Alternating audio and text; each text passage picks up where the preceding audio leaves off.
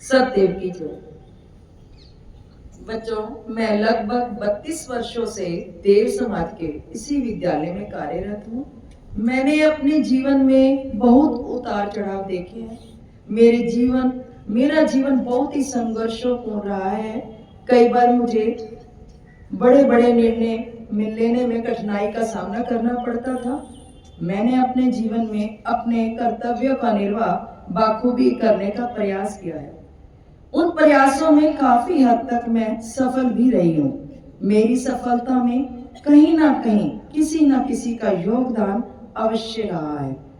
सबसे बड़ा उपकार मैं यहाँ का वातावरण और तथा साथ में कार्य कर रहे सहकर्मियों को मानती हूँ, जिन्होंने आवश्यकता पड़ने पर मेरा मार्गदर्शन किया और मेरे जीवन को सफल बनाने में, सरल बनाने में योगदान दिया।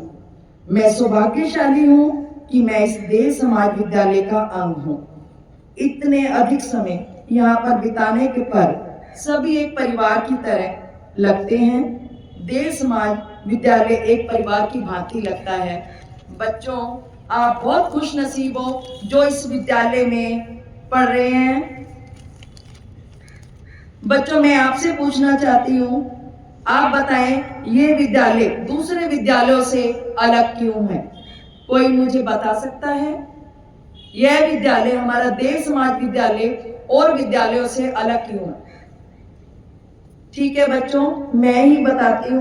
तो सभी शिक्षण संस्थाएं सिखाते हैं और देते भी हैं, लेकिन देव समाज शिक्षण संस्थानों का उद्देश्य विद्यार्थियों में उच्च तथा सात्विक भावों के साथ साथ ज्ञान देना है। इस लक्ष्य को श्रेष्ठ मानते हुए आज विद्यालय के संचालक, प्रबंधक महोदय तथा शिक्षक गण अपना सतत प्रयास कर रहे हैं कि विद्यार्थी में उच्च गुणों का विकास हो सके, क्योंकि आज के बच्चे कल के राष्ट्र निर्माता हैं। यदि विद्यार्थियों में अच्छे गुणों का विकास होगा तभी एक स्वस्थ समाज तथा श्रेष्ठ राष्ट्र बनेगा। विद्यार्थियों के उच्च चरित्र निर्माण हेतु विद्यालय में कई क्रियाकलाप गतिविधियां करवाई गई, जैसे नाटक मंचन, प्रश्नोत्तरी, संगीत गायन आदि। सभी का लक्ष्य विद्यार्थियों में किसी न किसी माध्यम से उच्च भावों का विकास करना है। देव समाज धर्म विज्ञान मूलक धर्म है। जिस प्रकार विज्ञान के नियम है उसी प्रकार जीवन के भी नियम है। उनमें से एक नियम के बारे में मैं आपको बताना चाहती हूँ। नियम यह है कि हम जैसा व्यवहार औरों से अपने लिए चाहते हैं, हमें वैसा ही व्यवहार दूसरों के साथ करना चाहिए। इस विषय पर मैं आपको एक दृष्टांत देना चाहती हूँ, जिससे पता चलता है कई व्यक्ति ऐसे होते हैं जो अपने निजी अनुभव से कुछ नहीं सीखते। इसी संबंध में मैं आपको एक रिश्वतखोर तहसीलदार, जिसकी तहसील से बाहर कुछ जमीन थी, जिसके संबंध में उन्हें वहां के पटवारी से जमीन का काम करवाना था। पटवारी ने रिश्वत मांगी, तहसीलदार को बहुत क्रोध आ गया और पटवारी से कहा, तुम नहीं जानते मैं यहाँ का तहसीलदार हूँ? पटवारी ने कहा, बेशक आप तहसीलदार हैं, परंतु क्या आप रिश्वत नहीं लेते? यदि रिश्वत आपके लिए ठीक हो सकती है तो मेरे लिए क्यों नहीं? यदि आप काम करवाना चाहते हैं तो आपको रिश्वत देनी ही होगी। तहसीलदार पक्का रिश्वत होने के बावजूद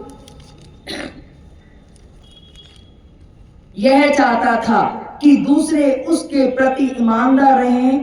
तहसीलदार का व्यवहार अथवा क्रोध करना तब उचित होता यदि वह स्वयं ईमानदार रहता। मैं आपको एक और दृष्टांत देना चाहूंगी, किस प्रकार अपने अच्छे व्यवहार से दूसरों के मन को बदलकर उसके जीवन में आप बदलाव कर सकते हैं। इस संदर्भ में एक बोर्डिंग स्कूल में बहुत ही लंबे कद का ताकतवर स्वस्थ विद्यार्थी था। बोर्डिंग स्कूल का नियम था कि जब कोई विद्यार्थी बीमार पड़ जाता था, दूसरे विद्यार्थी रात्रि को बारी बारी से उसकी सेवा किया करते थे। यह विद्यार्थी सदैव ही रात्रि को बीमार होने वाले साथियों की सेवा करने से मना कर देता था। एक दिन मैं स्वयं बीमार हो गया। लड़कों ने अध्यापक के पास आकर कहने लगे, वह लड़का जो सदा दूसरों की सेवा करने से इनकार कर देता है, बीमार हो गया है। अध्यापक ने उन्हें उसकी तन मन से सेवा करने को कहा, जिससे वह अनुभव कर सके कि वह एक रोगी के लिए साथियों की सेवा का कितना बड़ा सहारा है। लड़कों ने बढ़ चढ़कर उसकी सेवा की। स्वस्थ होने पर वह लड़का अध्यापक के पास गया, अश्रुपूर्ण नेत्रों से के साथ कहने लगा, अब तक मैं पूरा स्वार्थपरायण रहा हूं। मैंने ये कभी अनुभव नहीं किया कि हम परस्पर एक दूसरे की सहायता के लिए कितने मोहताज हैं। उसने अपनी स्वार्थपरता के लिए क्षमा मांगी तथा उस दिन से अपनी स्वार्थपरता से निकल आया। इसके बाद उसने सदैव बीमारों की सेवा में बढ़ चढ़कर भाग लिया। इस प्रकार कुछ व्यक्ति अपने तजर्बे से सुधर जाते हैं। इस प्रकार वह लड़का जो स्वार्थी था, दूसरों के द्वारा अच्छे व्यवहार के कारण स्वयं को बदला और सेवाकारी बना। धन्यवाद।